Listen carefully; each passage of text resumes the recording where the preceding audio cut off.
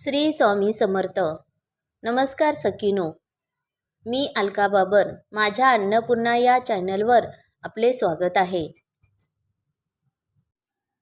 हिंदू धर्मात अमावस्या आणि पौर्णिमा तिथीला खूप महत्त्व आहे. यात पौर्णिमेला विशेष महत्त्व आहे.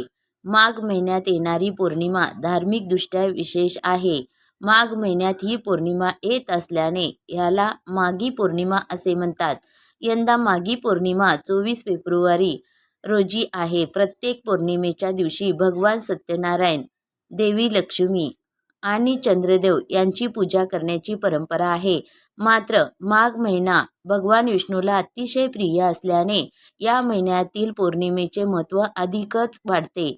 या दिवशी पवित्र नदीत स्नान करून दान केल्याने 32 पट पुण्य मिळते, म्हणून याला 32वी पौर्णिमा असेही म्हणतात. या दिवशी भगवान विष्णूची आराधना, उपवास करून कथा श्रवण किंवा वाचन केल्याने सुखाची प्राप्ती होते. पौराणिक कथेनुसार कांतिका नगरात धनेश्वर नावाचा ब्राह्मण राहत होता. मिळालेल्या दानावर तो आपले जीवन व्यतीत करायचा.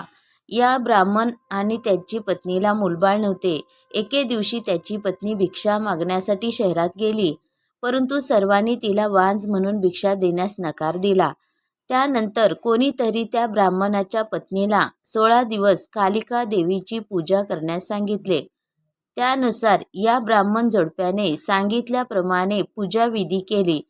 त्यांच्या पूजेने प्रसन्न होऊन 16व्या दिवशी देवी कालिका प्रकट झाली आणि देवीने त्या ब्राह्मणाच्या पत्नीला गर्भवती होण्याचा आशीर्वाद दिला आणि तिला तिच्या क्षमतेनुसार प्रत्येक पौर्णिमेच्या दिवशी दिवा लावायला सांगितले. 32 पौर्णिमा हे दिवे लावण्यास सांगितले. त्यानुसार ब्राह्मणाने झाडावरून आंब्याचे फळ तोडून आपल्या पत्नीला पूजेसाठी दिले.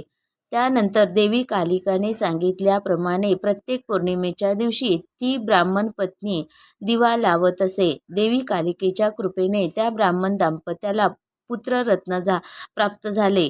त्याचे नाव देवदास ठेवण्यात आले. देवदास मोठा झाल्यावर काशीला त्याच्या मामाकडे शिकायला गेला आणि कालांतराने त्याची फसवणूक होत त्याचा विवाह लावून देण्यात आला. देवदास हा अल्पवयीन असतानाच त्याची फसवून लग्न केले. काही काळानंतर काळ त्याचा जीव घेण्यासाठी आला, पण ब्राह्मण जोडप्याने पौर्णिमेच्या दिवशी उपवास केले होते आणि या व्रताच्या प्रभावाने काळ त्याचे काहीही नुकसान करू शकला नाही. या कथेनुसार पौर्णिमेच्या दिवशी मनोभावे व्रत केल्यास मनुष्याला सर्व संकटापासून मुक्ती मिळते आणि त्याच्या सर्व मनोकामना पूर्ण होतात. माघ पौर्णिमेच्या दिवशी ब्रह्ममुहूर्तावर उठून सूर्योदयापूर्वी गंगेत स्नान करावे. गंगेत स्नान करणे शक्य नसेल तर अंघोळीच्या पाण्यात गंगाजल मिसळून स्नान करावे आणि ओम सूर्याय नमः या मंत्राचा उच्चार करताना सूर्यदेवाला अर्घ्य अर्पण करावे. त्यानंतर लक्ष्मीनारायणची पूजा करावी. देवाला हळदी कुंकू, रोळी, फळे, फुले, पंचगव्य, सुपारी, दुर्वा इत्यादी वस्तू अर्पण कराव्यात व शेवटी आरती करून प्रार्थना करावी. दिवसभरात शक्य तितके दान करावे. संध्याकाळी चंद्राला अर्घ्य अर्पण करावे.